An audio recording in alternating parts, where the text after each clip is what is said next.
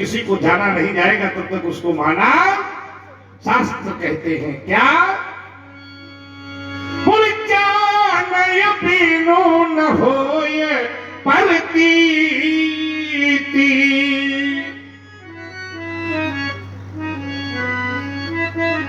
और पीनो परतीति होय नहीं प्रीति, प्रीत बिना नहीं भगति दृढ़ाई, जिमो खगेश चल गए चिकनाई। जब तक जाना नहीं जाएगा तो प्रतीत माने विश्वास नहीं होगा, जब तक विश्वास नहीं होगा तो प्रीति नहीं होगी, जब तक प्रीति नहीं होगी तो भक्ति नहीं होगी। तो वो भगवान भी जैसा क्यों न हो, जब तक उसको जाना नहीं जाएगा तब तक उसको माना नहीं जाएगा। देखिए एक बात हमने पूछी थी वो छूट गई है। चलिए उसको पहले मैंने आपने चूंकि प्रश्न किया था तो हमने उसका उत्तर दिया था। चलिए मैं उसको एक क्षण में हल कर रहा हूं। मैंने कहा था कि विप्र शब्द दिखाई दे रहा है, इसमें भी है और प्रा भी है, जबकि सिद्धांत कहता है कि वी उपसर्ग है, तो उपसर्ग को लगा के कोई शब्द, ये विप्र कैसे बन गया? उन्होंने हमसे पूछा कि कैसे बन गया। सच्चाई ये है बेटे, वास्तव में सत्य ये है कि ये जो विप्र दिखाई दे रहा है ये उपसर्गों से नहीं बना, ये विप्र शब्द बप धातु से बना, बप धातु। और इसमें व्याकरण, जिन्होंने लघु सिद्धांत को बहुत निकट से देखा है, तो उसमें पहला सूत्र है आदर्शनम लोपः।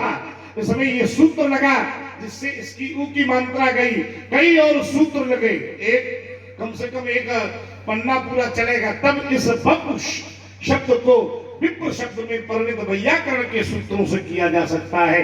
वास्तव में ये दिखते तो उपसर्ग है, लेकिन मूल भाव से ये बप धातु से ही विप्र शब्द बना। हमारे भी एक परखी जी, आपने हमसे पूछा है तो उपसर्ग की बात आई है, तो उपसर्ग के साथ एक शब्द और है प्रत्यय जी, और ये दोनों शब्द ऐसे हैं, एक दोनों किसी धातु के साथ ही जोड़े जाते हैं।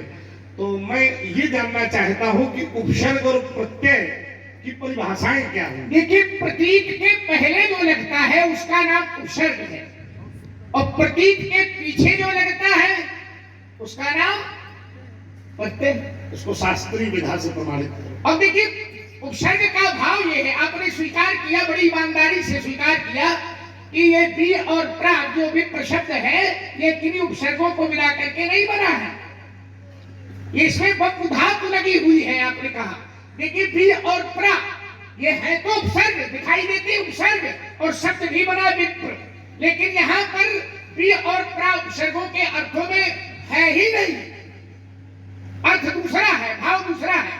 अब आपने कहा कि इसकी शास्त्रीय, देखिए उपसर्ग जो होता है, उपसर्गेण धातु अर्थौ बलादन्यत्र विलीयते। वाह, उपसर्ग जब लगती है तो कई बार धातु का अर्थ विशेषता ले लेता है, और कई बार धातु का अर्थ सीधे सीधे परिवर्तित हो जाता है। इसको स्पष्टीकरण करो इसका जरा थोड़ा सा। अर्थ बदल जाता है कैसे? उपसर्ग के लगने से। जैसे मैं आपको एक शब्द दे रहा हूं, ह्री, ठीक है, धातु है ह्री, ह्री, अब सीधे नहीं लगेगा इसमें, इसका जो रूपांतरण होगा, ह्री माने विभक्तियों में लगेगा। ह्री, ह्री माने हरत, हरण करना, ये इसका वर्तमान स्वरूप हो गया हरत, ठीक। और हरति माने हरण करना, हरण करना। तो शब्द ह्री धातु है और शब्द का अर्थ बना हरत, हरति माने हरण करना, ठीक है। तो शब्द बना हरत। अब जैसे हरति शब्द बन गया, इसमें उपसर्ग लगाएंगे तो आपके दोनों उपसर्ग लगा रहा हूं, बी और प्रा दो उपसर्ग है, और दोनों उपसर्ग लगा करके हम देखे रहते हैं। जैसे हरत, हरण करना, अब हरति में बी उपसर्ग लगा दो तो बिहरति बन गया, बिहरति बन गया। अब देखिए कहाँ हरण करना और कहाँ विचरण करना, अर्थ का बदलाव हो गया। कहाँ हरण करना और कहाँ विचरण करना, बिहरति। अब देखिए इसी में हमें एक और आपका दूसरा उपसर्ग लगाए दे रहे हैं, प्रा। प्रहारती बन गया। अब देखिए प्रहारती बन गया, प्रहारती माने प्रहार करना होगा। कहाँ प्रहार करना, कहाँ विचरण करना, कहाँ हरण करना, शब्द कुछ है, लेकिन अब देखिए प्रत्यय प्रतीकम ऐते दुहा प्रत्यय, प्रियम ऐते दुहा प्रत्यय, प्रतीक के पीछे लगना प्रत्यय का द्योतक है। जो प्रतीक के पीछे लग जाता है उसका नाम प्रत्यय है। आगे प्रत्यय भी दो प्रकार का होता है, हाँ, प्रत्यय तद्धित प्रत्यय। वो लंबी यात्रा है। चलिए आइए, आओ, इसके लिए तुम्हें हम साधुवाद देते हैं। आपने कहा कि वहां हमें समस्या क्यों से है, किससे है? क्यों से। आपने कहा करता नहीं है, जहां करता होगा वहां क्यों का प्रयोग। मैंने कई सामान्य व्यवहार जगत के उदाहरण आपको दिए थे कि अर्थ कैसे लिया जाता है, लक्षणा से लिया जाता है, व्यंजना से लिया जाता है, अभिधा से लिया जाता है। लेकिन आप कौन के पीछे पड़े हुए नहीं भाई, समस्या तो अरे पूरा वाक्य का वाक्य है तो कौन सी समस्या रहनी ही नहीं चाहिए। हमने कहा कई बार प्रयोग हुए, एक बार नहीं प्रयोग हुए, कई बार प्रयोग हुए। जैसे कर्ता की बात कही, स्वयं कर्ता है, स्वयं रचनाकार है, स्वयं कथाकार है, और प्रश्न पूछा गया और वही करता है। तो कहा कि नर सहस्त्रमः सुरहु पुराणी और कौ एक होए धर्मव्रत धन, कई जगह इसका प्रयोग हुआ है। अब आप कहते हैं कि मेरे पास वेद और पुराण के दो नेत्र हैं, लेकिन फिर भी मैं धनुष तोड़ने वाले को नहीं देख पा रहा हूं। तो आपने जो उत्तर दिया उससे हमारा आधा काम तो बन गया, और लोगों ने भी समझ लिया कि आधा काम हो गया, आधा काम हो गया। आपने कहा कि मेरे पास दो नेत्र हैं वेद और पुराण के, मुखे तु सकलम शास्त्रम पश्यत ससरो धनु अयम ब्रह्मम अयम छात्रम सापादपि जसरादपि। तो सापादपि साप देने की शक्ति अयम ब्रह्मम, और सरादपि शस्त्र चलाने की शक्ति अयम छात्रम।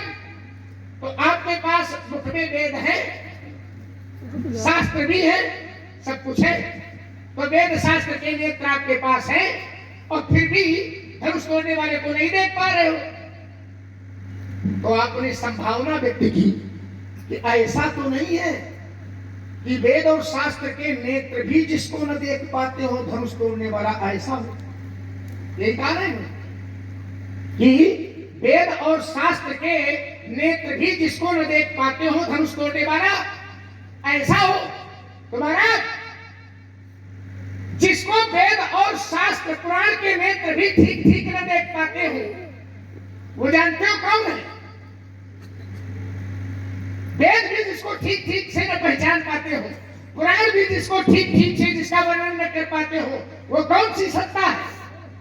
वो सत्ता तो केवल एक ही है, परमार्थ सत्ता, ईश्वर की सत्ता। वेद भी वर्णन करते हैं, लेकिन पूरा पूरा ठीक ठीक वो भी वर्णन नहीं कर पाते। वेद भी जिसका वर्णन न कर सके, वो ईश्वर की सत्ता है, परमात्मा की सत्ता है।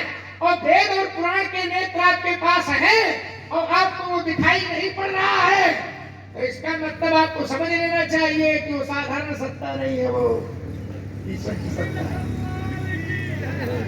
ये आप ही का कथन है, हम नहीं कह रहे हैं। आपने कहा था कि जिसको वेद पुराण नेत्र न देख पावे, ऐसा तो नहीं है धनुष तोड़ने वाला।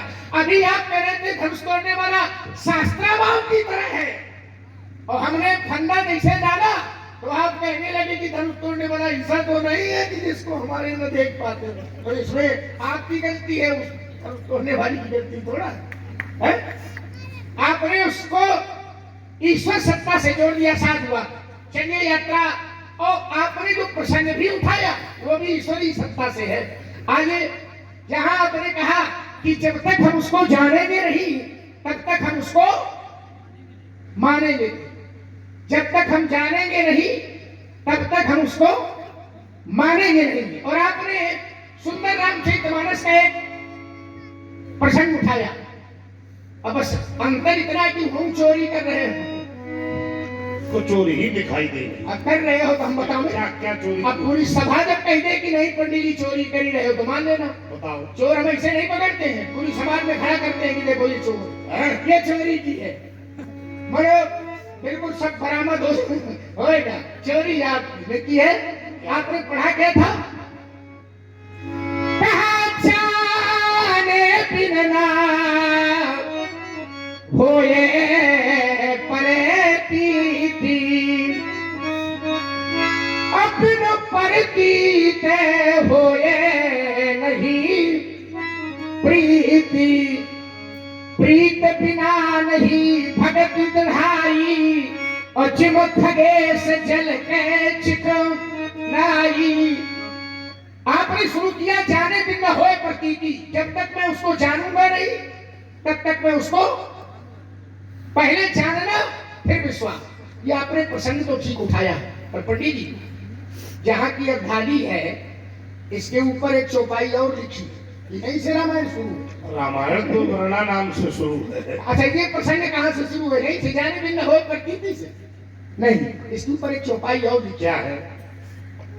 क्या है? बताओ क्या है? हम तो बताएं नहीं, क्या है चोरी हमें पकड़ना है, बताना लोगों को देखो ये चोरी। ये जानना बाद में है, आपकी यात्रा जानने से। ये जानना कब होता है? उसके पहले एक और है, एक सत्ता और है जानने के पहले। वो क्या है? जानने के पहले बोले राम कृपा बिन सुने ठगराई, और जानी न जाए राम प्रभु। पहले क्या है? राम कृपा, राम कृपा बिन सुन ठगराई, और जानी न जाए राम प्रभु ताई। अब है वो तुम्हारी वाली चौपाई।